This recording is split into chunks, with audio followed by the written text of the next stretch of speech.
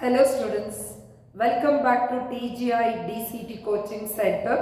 So ಇವತ್ತಿನ ವಿಡಿಯೋದಲ್ಲಿ ನಿಮಗೆ ಮಾಕ್ ಅಲಾಟ್ಮೆಂಟ್ ಅಂದರೆ ಏನು ಅಂತ ಹೇಳಿಬಿಟ್ಟು ಕಂಪ್ಲೀಟ್ ಇನ್ಫಾರ್ಮೇಶನ್ ಕೊಡೋ ವಿಡಿಯೋ ಇದಾಗಿದೆ. This is very important video. So ಈ ಪಾಯಿಂಟಲ್ಲಿ ಏನಾದರೂ ಮಿಸ್ಟೇಕ್ ಆದರೆ ನಿಮ್ಮ ಹೋಲ್ DCT ಪ್ರಾಸೆಸ್ಸೇ ಡಿಸ್ಟರ್ಬ್ ಆಗುತ್ತೆ. ಆದಷ್ಟು ಈ ವಿಡಿಯೋನ ಸ್ಕಿಪ್ ಮಾಡ್ದಲೇ ಕಂಪ್ಲೀಟ್ ಆಗಿ ವಾಚ್ ಮಾಡಿ ಸ್ಟೂಡೆಂಟ್ಸ್. ಸೊ ಮಾಕ್ ಅಲಾಟ್ಮೆಂಟ್ ಅನ್ನೋ ವರ್ಡು ನಮಗೆ ಯಾವಾಗ ಪಿಕ್ಚರಲ್ಲಿ ಬರ್ತದೆ ಅಂದರೆ ಫಸ್ಟ್ ರೌಂಡ್ ಅಂತೇಳಿ ಪ್ರಾಸೆಸ್ಸಲ್ಲಿ ನೀವು ಇರ್ತೀರಾ. ಫಸ್ಟ್ ರೌಂಡಲ್ಲಿ ಏನಾಗಿರುತ್ತೆ, ನೀವು ಆಪ್ಷನ್ ಎಂಟ್ರಿ ಮಾಡ್ತೀರಾ. ಕಾಲೇಜಸ್ಗಳನ್ನ ಆಪ್ಷನ್ ಎಂಟ್ರಿ ಮಾಡಿದ್ಮೇಲೆ ಲಾಸ್ಟ್ ಡೇಟ್ ಆ್ಯಂಡ್ ಟೈಮ್ ಇರುತ್ತೆ ಆಪ್ಷನ್ ಎಂಟ್ರಿಗೆ. ಆ ಡೇಟ್ ಟೈಮ್ ಒಳಗಡೆ ನೀವು ಫ್ರೀಸ್ ಆಗಿಬಿಡುತ್ತದೆ. ನೆಕ್ಸ್ಟ್ ನೀವು ಯಾವುದೇ ರೀತಿಯ ಆ್ಯಡ್ ಡಿಲೀಟು ಆರ್ಡರ್ ಚೇಂಜ್ ಮಾಡಲಿಕ್ಕೆ ಬರೋದಿಲ್ಲ. ಅದಾದ ನಂತರ ಫ್ರೀಸ್ ಆದಮೇಲೆ ಸಮ್ ಅವರ್ಸ್ ಆದಮೇಲೆ ನಿಮಗೆ ಮಾಕ್ ಅಲಾಟ್ಮೆಂಟ್ ರಿಸಲ್ಟನ್ನು KE ಅವರು ಅನೌನ್ಸ್ಮೆಂಟ್ ಕೊಡ್ತಾರೆ. ಆ KE ಅನೌನ್ಸ್ಮೆಂಟ್ ಏನು ಕೊಡುತ್ತೆ ಮಾಕ್ ಅಲಾಟ್ಮೆಂಟ್ ರಿಸಲ್ಟು, ಅದು ಯಾವ ರೀತಿ ಇರುತ್ತೆ ಅಂತಂದರೆ ಎಕ್ಸಾಂಪಲ್, ಓಕೆ. ಸೊ ನಿಮ್ಮ ಸ್ಟೂಡೆಂಟ್ ಹೆಸರಿರುತ್ತೆ, ನೇಮು ಆಸ್ ಯೂಶುವಲ್ ಇಂಜಿನಿಯರಿಂಗ್, ಯಾವ ಕಾಲೇಜ್ ಇರುತ್ತೆ, ಸೊ ಯಾವ ಬ್ರಾಂಚ್ ನಿಮಗೆ ಅಲಾಟ್ ಆಗಿದೆ, ಯಾಕಂದರೆ ನೀವು ಬ್ರಾಂಚ್ ಕೂಡ ಚೇಂಜ್ ಮಾಡ್ಕೋಬಹುದು. ಇನ್ನು KEಗೆ ನೀವು ಎಷ್ಟು ಫೀಸನ್ನು ಪೇ ಮಾಡಬೇಕು. ಸೊ ಇಲ್ಲಿ ವೆರಿ ಇಂಪಾರ್ಟೆಂಟ್ಲಿ ನಿಮ್ಮ engineering college branch KE fees, this is very importantly ನಿಮಗೆ ರಿಸಲ್ಟ್ ಅನೌನ್ಸ್ಮೆಂಟ್ ಬರುತ್ತೆ. ಈಗ ಫಾರ್ ಎಕ್ಸಾಂಪಲ್ ಈ ರಿಸಲ್ಟ್ ಅನೌನ್ಸ್ಮೆಂಟ್ ಬಂದರೆ this is not your final result. Actually it is mock allotment ಅಂದರೆ ಕೈಂಡ್ ಆಫ್ ಡೆಮೋ ಥರ. ಅಂದರೆ ನೀವು ಫಸ್ಟ್ ಟೈಮ್ ಆಪ್ಷನ್ ಎಂಟ್ರಿ ಮಾಡ್ತಿರ್ತೀರಾ, this is your life turning point. So ನೀವು ಹಾಕಿದ್ರಲ್ಲಿ ಏನೋ ಮಿಸ್ಟೇಕ್ ಆಗಿಬಿಡುತ್ತೆ, ಅದನ್ನೇ ಫೈನಲ್ ಮಾಡಬಾರ್ದು. ಸೊ ನಿಮಗೆ ಒಂದು ಟ್ರಯಲ್ ಮಾಡಿ ತೋರಿಸ್ತಾರೆ. ನೀವು ಕೊಟ್ಟಿರೋ ಆಪ್ಷನಲ್ಲಿ ನಿಮ್ಗೆ ಎಷ್ಟನೇದು ಬರುತ್ತೆ ಅನ್ನೋಂಥ ಒಂದು ಐಡಿಯಾಲಜಿ, ನಿಮಗೆ ಒಂದು ಪಿಕ್ಚರೈಸೇಷನ್ ಬರಲಿ ಅಂತ ಹೇಳ್ಬಿಟ್ಟು ಕೊಡ್ತಾರೆ. For example, okay. ಸೊ ನಾನಿಲ್ಲಿ ಒಂದು ಕಾಲೇಜ್ 1 2 3 4 5 6 7 8 9, ಸೊ ಈ ರೀತಿ ನೀವು ಕಾಲೇಜು ಎಕ್ಸಾಂಪಲ್ ಇಲ್ಲಿ ಯಾವುದೇ ನಿಮಗೆ ಬೇಕು ಫುಲ್ಫಿಲ್ ಮಾಡ್ಕೊಳ್ತೀರಾ. ಈಗ ನಿಮಗೆ ಇರುವಂಥ ರ್ಯಾಂಕಿಂಗಿಗೆ, ಸೊ ನಿಮ್ಮ ರ್ಯಾಂಕಿಂಗಿಗೆ ನೀವು ಆ್ಯಕ್ಚುಲಿ ಸೀಟ್ ಮೆಟ್ರಿಕ್ಸ್, ನೀವು ಕೇಳ್ತಾ ಇರೋ ಕಾಲೇಜಲ್ಲಿ ಕೇಳ್ತಾ ಇರೋ ಬ್ರಾಂಚಲ್ಲಿ ಸೀಟ್ಸು ನಿಮ್ಮ ರಿಸರ್ವೇಷನ್ಗೆ ಅವೈಲೇಬಲ್ ಇದೆನಾ, ಸೊ ಸೀಟ್ ಮೆಟ್ರಿಕ್ಸ್ ನೋಡ್ತೀರಾ. ಇನ್ನು ಅಲ್ಲಿ ಸೀಟ್ ಇದೆ, ಆದರೆ ನೀವು ತಗೊಂಡಿರೋ ರ್ಯಾಂಕಿಂಗಿಗೆ ನಿಮಗೆ ಕಾಲೇಜಲ್ಲಿ ಸೀಟ್ ಸಿಗ್ತದೇನಾ ಅಂತೇಳ್ಬಿಟ್ಟು ಹಳೆ ವರ್ಷದ್ದು ಇಂಜಿನಿಯರಿಂಗ್ ಕಟ್ ಆಫ್ನ ಚೆಕ್ ಮಾಡ್ತೀರಾ. ಸೊ ಇದಾದ ನಂತರ ಆ ಕಾಲೇಜಿಗೆ ಫೀಸ್ ಪೇ ಮಾಡೋದಕ್ಕೆ ನಿಮ್ಮ ಪೇರೆಂಟ್ಸಿಗೆ ಎಲಿಜಿಬಿಲಿಟಿ ಇದೆನಾ, ಸೊ ಆಗುತ್ತಾ ಫೀಸ್ ಪೇ ಮಾಡೋದಕ್ಕೆ, ಲೋನ್ ಸಿಗತ್ತಾ, ಈ ಎಲ್ಲದನ್ನ ಥಿಂಕ್ ಮಾಡಿಬಿಟ್ಟು ನೀವು ಇಲ್ಲಿ ಕಾಲೇಜ್ ಲಿಸ್ಟ್ಗಳನ್ನ ಮಾಡ್ಕೊಂಡಿರ್ತೀರ. So as per your priority base. ಈಗ ನೀವು ತೆಗೆದಿರೋ ರ್ಯಾಂಕಿಂಗಿಗೆ ಫಾರ್ ಎಕ್ಸಾಂಪಲ್ ನಾನಿಲ್ಲಿ 1 2 3 4 5 6 7 8 9, ಸೊ ನಾನು ಆ್ಯಕ್ಚುಲಿ 9 ಎಕ್ಸಾಂಪಲ್ ಕೊಟ್ಟಿದ್ದೀನಿ. ನೀವು ಈ ರೀತಿ n ನಂಬರ್ ಆಫ್ ಆಪ್ಷನ್ ಎಂಟ್ರಿನ ಕಾಲೇಜಿಗೆ ಮಾಡಿರ್ಬೋದು. ಫಾರ್ ಎಕ್ಸಾಂಪಲ್ ನಿಮ್ಮ ರ್ಯಾಂಕಿಂಗಿಗೆ 5th college of priority mock allotment ರಿಸಲ್ಟಲ್ಲಿ ಅನೌನ್ಸ್ಮೆಂಟ್ ಆಗಿದೆ ಅಂತ ಅಂದ್ಕೊಳ್ಳೋಣ. ಅಂದರೆ ನಿಮ್ಮ ಪ್ರಿಯಾರಿಟೈಸಲ್ಲಿ 5th ಒಂದು ರಿಸಲ್ಟ್ ಬಂದಿದೆ. ಸೊ ಇದು ರಿಸಲ್ಟ್ ಬಂದಿದೆ ಅಂದ ತಕ್ಷಣ ನೀವು ಮಾಕ್ ಅಲಾಟ್ಮೆಂಟ್ ರಿಸಲ್ಟ್ ನೋಡಿ ಸುಮ್ಮನೆ ಆಗೋ ಹಾಗಿಲ್ಲ. ಸೊ ಅದರ ಅರ್ಥ, ಸೊ 5th ಸಿಗಬಹುದು ಅಂದರೆ ಮಾಕ್ ಅಲಾಟ್ಮೆಂಟ್ ರಿಸಲ್ಟ್ ಅನೌನ್ಸ್ ಆದಮೇಲೆ, ಸೊ ಇಲ್ಲೇನಿದೆ ಅಲ್ವಾ, ಸೊ ಇಲ್ಲಿ ಮಾಕ್ ಅಲಾಟ್ಮೆಂಟ್ ರಿಸಲ್ಟ್ ಆದಮೇಲೆ ನಿಮಗೆ ಮತ್ತೆ ಎಡಿಟಿಂಗ್ ಆಪ್ಷನ್ ಎನೇಬಲ್ ಆಗುತ್ತೆ. ಸೊ ಈ ಏನು ಎಡಿಟಿಂಗ್ ಆಪ್ಷನ್ ಎನೇಬಲ್ ಆಗುತ್ತೆ, ಆವಾಗ ನೀವು ಮತ್ತೊಂದು ಸರಿ ಚೆಕ್ ಮಾಡ್ಕೋಬಹುದು, ಮತ್ತೆ ಕಾಲೇಜ್ ಆ್ಯಡ್ ಮಾಡ್ಬೋದು, ಡಿಲೀಟ್ ಮಾಡ್ಬೋದು, ಆರ್ಡರ್ ಚೇಂಜ್ ಮಾಡ್ಬೋದು, ನಿಮ್ಗೆ ಏನು ಬೇಕು ಅಂದ್ರೂ. ಸೊ ಈಗ ಆಪ್ಷನ್ ಎನೇಬಲ್, ಈವನ್ ಈ result Mach allotment result announcement ಬಂದ ಮೇಲೆ ಚೇಂಜಸ್ ಮಾಡ್ಬೋದು. ಚೇಂಜಸ್ ಮಾಡುತ್ತೀರಾ, ಸೊ ಅದರ ಇಂಪ್ಯಾಕ್ಟ್ ಏನಾಗುತ್ತೆ ಅಂದರೆ ಮಾಕ್ ಅಲಾಟ್ಮೆಂಟ್ ಡೇಟ್ ಕೂಡ ಇದಕ್ಕೂ ಕೂಡ ಒಂದು ಲಾಸ್ಟ್ ಡೇಟ್ ಟೈಮ್ ಅಂತ ಹೇಳ್ಬಿಟ್ಟು ಮೆನ್ಷನ್ ಮಾಡಿರ್ತಾರೆ. ಆ ಕೊಟ್ಟಿರೋ ಲಾಸ್ಟ್ ಡೇಟ್ ಟೈಮ್ ಒಳಗಡೆನೆ ಎಡಿಟಿಂಗ್ ಆಪ್ಷನ್ ಮುಗಿಸ್ಬೇಕು. ಆ ಎಡಿಟಿಂಗ್ ಆಪ್ಷನ್ ಆದಮೇಲೆ ನಿಮ್ಮ ಆಕ್ಚುಯಲ್ ರಿಸಲ್ಟ್ ಅಂದರೆ after mark allotment result freeze ಆದಮೇಲೆ ನಿಮ್ಗೆ ಏನು ಅನೌನ್ಸ್ಮೆಂಟ್ ಬರುತ್ತೆ, that announcement is called first round result. ಈಗ ಮಾರ್ಕ್ ಅಲಾಟ್ಮೆಂಟ್ ಅಲ್ಲಿ ನೀವು 5th ಕಾಲೇಜ್ ಸಿಕ್ಕಿದೆ, ಈಗ 4 ಕೇಸು ರಿಸಲ್ಟ್ ಚೇಂಜ್ ಆಗಬಹುದು. So case number 1 the same 5th college ನಿಮಗೆ ಅನೌನ್ಸ್ಮೆಂಟ್ ಬರಬಹುದು.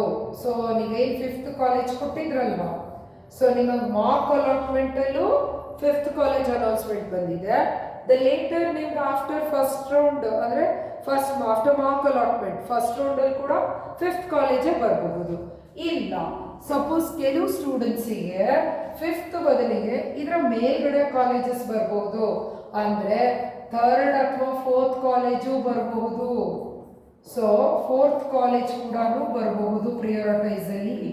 ಇನ್ ಕೆಲವು ಸ್ಟೂಡೆಂಟ್ಸಿಗೆ 5th ಬಂದಿದ್ರೆ ಅದ್ರ ಕೆಳಗಡೆದು ಬರ್ಬೋದು, 8th ಅಥವಾ 9th ಕಾಲೇಜ್ ಕೂಡ ಬರಬಹುದು. ಓಕೆ, 8th ಅಥವಾ 9th ಬರ್ಬೋದು. ಇನ್ ಕೆಲವು ಸ್ಟೂಡೆಂಟ್ಸಿಗೆ ಸೀಟ್ ನಾಟ್ ಅಲಾಟೆಡ್ ಅಂತ ಹೇಳ್ಬಿಟ್ಟು ರಿಸಲ್ಟ್ ಬರುತ್ತೆ. ಅಂದ್ರೆ ಮಾರ್ಕ್ ಅಲಾಟ್ಮೆಂಟ್ ಅಲ್ಲಿ ನಿಮ್ಗೆ ಒಂದು ಕಾಲೇಜ್ ಬಂದಿರುತ್ತೆ, ಬಟ್ ಫಸ್ಟ್ ರೌಂಡ್ ಅಲ್ಲಿ ನಿಮ್ಗೆ ಸೀಟ್ ಕ್ಯಾನ್ಸಲ್ ಆಗ್ಬಿಟ್ಟಿರುತ್ತೆ. ಈ ತರ ನಾನು ಈಗ ಇಲ್ಲಿ ಏನ್ ಕೇಸ್ ಹೇಳಿದ್ದೀನಿ, ಇಷ್ಟು ಕೇಸಸ್ ನಮ್ಮ ಕೋಚಿಂಗ್ ಅಲ್ಲಿ ಬಂದಂತ ಸ್ಟೂಡೆಂಟ್ಸ್ ಗಳಿಗೆ ಆಗಿದೆ. ಸೊ ಯಾಕೆ ಮ್ಯಾಮ್ ಹಿಂಗ್ ಚೇಂಜ್ ಆಗತ್ತೆ ಅನ್ನೋದಾದ್ರೆ, ಫಾರ್ ಎಕ್ಸಾಂಪಲ್ ಈಗ ನಾನು ನೋಡ್ತೀನಿ, ಎಕ್ಸಾಂಪಲ್ ನಿಮ್ದು 100 ರ್ಯಾಂಕ್ ಬಂದಿದೆ ಅಂತ ಅನ್ಕೊಳ್ಳೋಣ. ಓಕೆ, ಸೊ ನಿಮಗೆ 100th ರ್ಯಾಂಕ್ ಬಂದಿದೆ. ಈಗ ನೋಡೋಣ 100th ರ್ಯಾಂಕಿಗೆ ನಿಮಗೆ 5th ಒನ್ ನೀವು ಯಾವ ಕಾಲೇಜ್ ಸ್ಪೆಸಿಫೈ ಮಾಡಿದ್ದೀರಾ. For example UBDT mark allotment ಅಲ್ಲಿ ನಿಮ್ಮ 100th ರ್ಯಾಂಕಿಂಗಿಗೆ ನಿಮ್ಗೆ UBDT ಸಿಕ್ಕಿದೆ. ಓಕೆ, ಸೊ ನೀವು ಆಕ್ಚುಲಿ UBDTಗಿನ ಮುಂಚೆ ನೀವು ಕೇಳಿರೋದು UBC ಕೇಳಿರ್ತೀರಾ. ಓಕೆ, ಸೊ ಬಟ್ UBC ಯಾರೋ 99th ರ್ಯಾಂಕ್ ಸ್ಟೂಡೆಂಟು ತಗೊಂಡಿರ್ತಾರೆ. ಯಾರೋ 99th ರ್ಯಾಂಕ್ ಯಾರು ಬಂದಿದೆ ಅವ್ರಿಗೆ UBC ಲಾಸ್ಟ್ ಸೀಟ್ ಸಿಕ್ಕಿತ್ತು.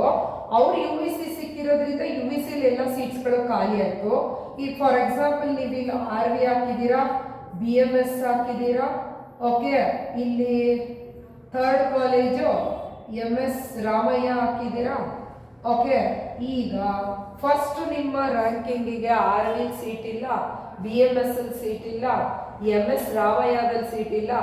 UBC ಒಳಗೆ ಲಾಸ್ಟ್ ಜಸ್ಟ್ ಒಂದು ರ್ಯಾಂಕಿಂಗ್ ಅಲ್ಲಿ ಮಿಸ್ ಆಯಿತು, UBDT ನಿಮಗೆ ಸೀಟ್ ಸಿಕ್ಕಿತ್ತು. ಯಾವಾಗ? ಮಾರ್ಕ್ ಅಲಾಟ್ಮೆಂಟ್ ರಿಸಲ್ಟ್ ಅಲ್ಲಿ. ಈಗ ಇವ್ರು ಯಾರು 99th ರ್ಯಾಂಕ್ ತಗೊಂಡಿದ್ರಲ್ವಾ, 99th ರ್ಯಾಂಕ್ ತಗೊಂಡಿರೋ ಸ್ಟೂಡೆಂಟು, ಓಕೆ, ಫಾರ್ ಎಕ್ಸಾಂಪಲ್ ಅವ್ರು UBC ಬಿಟ್ಟು ಬೇರೆ ಯಾವುದೋ ಕಾಲೇಜನ್ನ ಅವ್ರು ಚೇಂಜ್ ಮಾಡ್ಕೊಳ್ತಾರೆ. ಅಂದರೆ ಅವ್ರಿಗೆ ಮಾರ್ಕ್ ಅಲಾಟ್ಮೆಂಟ್ ರಿಸಲ್ಟ್ ಬಂದಾಗ ಅವ್ರಿಗೆ UBC ಬೇಡ ಆಗಿರುತ್ತೆ, ಅವ್ರ ಕಾಲೇಜ್ ಲಿಸ್ಟಿಂದಾನೇ UBCನ ಡಿಲೀಟ್ ಮಾಡಿ ಬೇರೆ ಎಲ್ಲ college list as it is ಇಟ್ಟಿದ್ದಾರೆ. ಅವ್ರು ಇನ್ನೇನು ಚೇಂಜ್ ಮಾಡಿಲ್ಲ.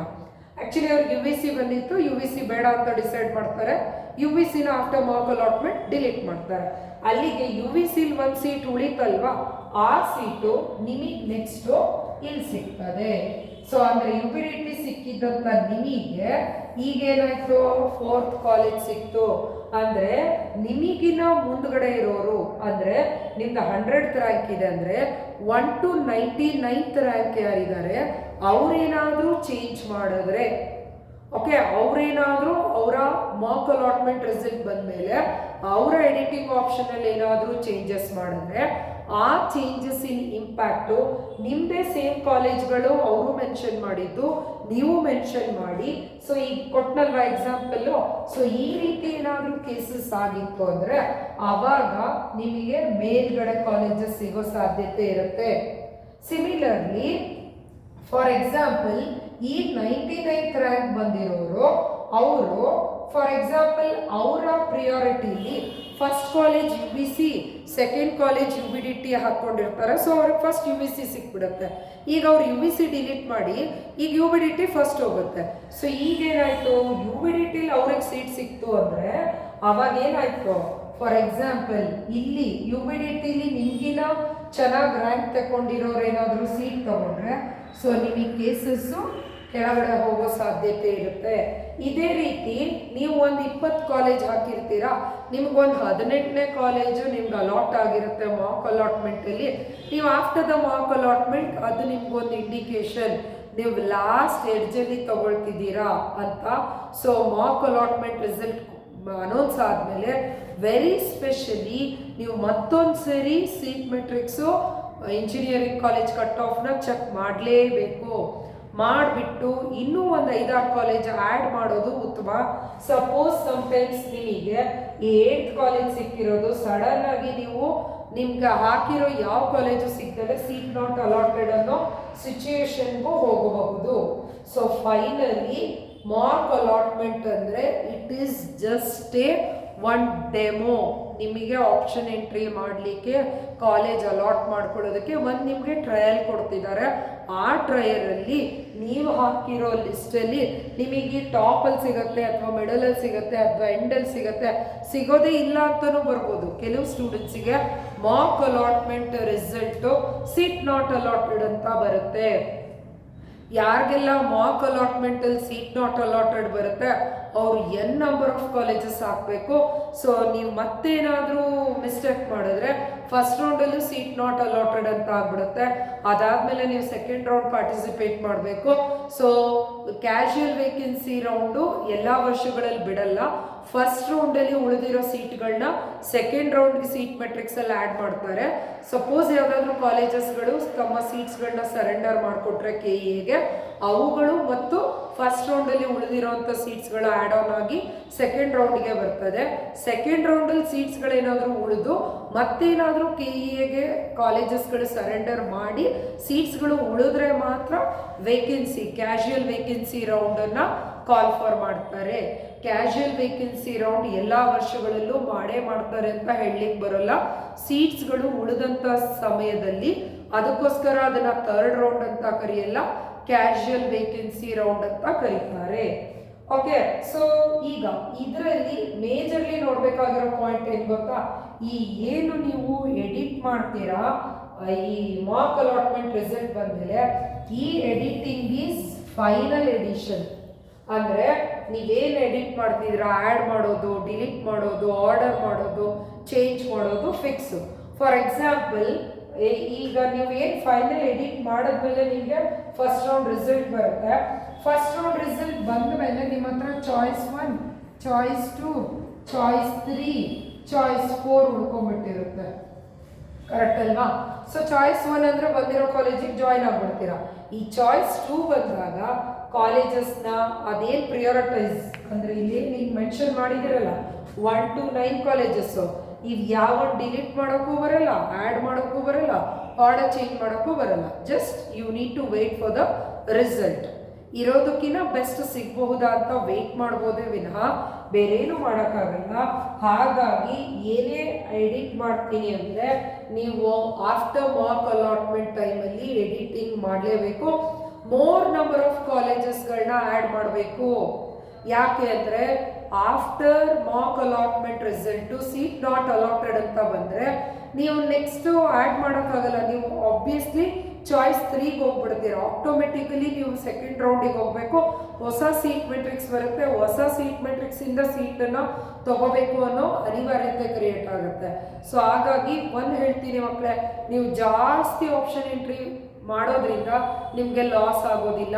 ಫಾರ್ ಎಕ್ಸಾಂಪಲ್ ನಿಮಗೆ 5th ಒಂದು ಸಿಕ್ಕಿದ್ರೆ 6th ಕೆಳಗೆ 100 ಮಾಡಿರಿ, ಅವು ಯಾವ ನಿಮ್ಗೆ ಡಿಸ್ಟರ್ಬ್ ಮಾಡಲ್ಲ. ಆದರೆ ಕಡಿಮೆ ಹಾಕಿದ್ರೆ ಸಮ್ಟೈಮ್ಸ್ ನಿಮ್ಮ ರ್ಯಾಂಕಿಂಗ್ ಜಾಸ್ತಿ ಆದಷ್ಟು ಜಾಸ್ತಿ ನಂಬರ್ ಆಫ್ ಕಾಲೇಜಸ್ಗಳು ಹಾಕಬೇಕು. ವೆರಿ ಸ್ಪೆಷಲಿ ಕಟ್ ಆಫ್ನ ರೆಫರ್ ಮಾಡಿನೇ ಹಾಕಬೇಕು ಸ್ಟೂಡೆಂಟ್ಸ್. ನೀವು ಕಟ್ ಆಫ್ನ ರೆಫರ್ ಮಾಡಿದ್ರೆ ಸುಮ್ಮನೆ ಹಾಕಿದ್ರೆ ನಿಮಗೆ ಇದಕ್ಕೆ ಈಗ ಸಿಗೋದಕ್ಕಿಂತ ಇನ್ನೂ ಒಳ್ಳೆ ಕಾಲೇಜಸ್ ಸಿಗೋ ಸಾಧ್ಯತೆಗಳಿರುತ್ತೆ. ಅದನ್ನು ನೀವು ಅನಲೈಸ್ ಮಾಡಲಿಕ್ಕೆ ಆಗೋದಿಲ್ಲ. ಸೊ ಇದಿಷ್ಟು ಮಾಕ್ ಅಲಾಟ್ಮೆಂಟ್ ಇನ್ಫಾರ್ಮೇಷನ್ ಆಗಿರುತ್ತೆ. ಸೊ ಇನ್ನು ನಮ್ಮ ಟೆಕ್ನಾಗಿಕ್ಸ್ ಇನೋವೇಷನ್ಸ್ನಲ್ಲಿ ಸ್ಟೇಟಿಗೆ ಫಸ್ಟ್ ರ್ಯಾಂಕ್ ಬಂದಿರೋ ಮೊಹಮ್ಮದ್ ಸೈಫ್ ಅಲಿ ಶೇಖ್ ಇದ್ದಾರೆ. ಇನ್ನು ನಮ್ಮ ಕೋಚಿಂಗ್ ಸ್ಟ್ಯಾಟಿಸ್ಟಿಕ್ಸ್ನ ನೀವು ನೋಡ್ಬೋದು. ಸೊ ರ್ಯಾಂಕಿಂಗ್ ಯಾವ್ಯಾವ ಥರ ತಗೊಂಡಿದ್ದಾರೆ ಅಂತ. ಇನ್ನು ಈ ವರ್ಷದಲ್ಲಿ ಕೂಡ ಇನ್ನೂ ದಿ ಬೆಸ್ಟ್ ರ್ಯಾಂಕಿಂಗ್ಸ್ಗಳನ್ನ ತಗೊಂಡಿದ್ದಾರೆ. ಸೊ ವೆರಿ ಸೂನ್ ಅದ್ರ ಬಗ್ಗೆ ಇನ್ಫಾರ್ಮೇಷನ್ನ ಕೊಡ್ತೀವಿ. ಇನ್ನು not only DCT state first rank ಅಲ್ಲ, ಈವನ್ KPTCL PWD ಕೋಚಿಂಗಲ್ಲಿ ಕೂಡ ಜೂನಿಯರ್ ಇಂಜಿನಿಯರ್ ಆಗಿ ಸೆಲೆಕ್ಷನ್ ಆಗಿ ವರ್ಕ್ ಮಾಡ್ತಾ ಇದ್ದಾರೆ. So TGI is providing best coaching classes with 100% syllabus completion with sufficient time classes ನ ನಿಮಗೆ ಪ್ರೊವೈಡ್ ಮಾಡ್ತಾ ಇದ್ದಾರೆ. ಹಾರ್ಡ್ ಕಾಪಿ ಆಫ್ ಮಟೀರಿಯಲ್ ಇರ್ತದೆ. ಸೊ ಕ್ಲಾಸಸ್ ಮಿಸ್ ಮಾಡಿಕೊಂಡ್ರೆ ನಿಮಗೆ ರೆಕಾರ್ಡಿಂಗ್ಸ್ಗಳು ಕೂಡ ಅವೈಲೇಬಲ್ ಇರ್ತದೆ. ಯಾರೆಲ್ಲ ಕೋಚಿಂಗ್ ಜಾಯಿನ್ ಆಗೋ ಇಂಟ್ರೆಸ್ಟ್ ಇದ್ದೀರಾ, ಇಲ್ಲಿ ಮೆನ್ಷನ್ ಮಾಡಿರುವಂಥ ನಂಬರ್ಸ್ಗಳಿಗೆ ನೀವು ಕಾಲ್ ಮಾಡೋದ್ರ ಮೂಲಕ ನೀವು ಅಡ್ಮಿಷನ್ನ ತಗೋಬಹುದು ಸ್ಟೂಡೆಂಟ್ಸು. ಸೊ ದಿಸ್ ಇಸ್ ಈ ವಿಡಿಯೋನ ಆದಷ್ಟು ನಿಮ್ಮ ಎಲ್ಲ ಫ್ರೆಂಡ್ಸ್ ಗ್ರೂಪಲ್ಲಿ ಶೇರ್ ಮಾಡ್ಕೊಳ್ಳಿ. ಸೊ ನಮ್ಮ ಚಾನೆಲ್ನ ನೀವು ಸಬ್ಸ್ಕ್ರೈಬ್ ಮಾಡಿಕೊಂಡ್ರೆ TGI ರಿಲೇಟೆಡ್ DCT ರಿಲೇಟೆಡ್ ಎಲ್ಲ ಇನ್ಫಾರ್ಮೇಷನ್ ನಿಮಗೆ ಸಿಗ್ತದೆ students. Thank you for watching this video. This is Rupashree from Technagics Innovations TGI DCT coaching centre.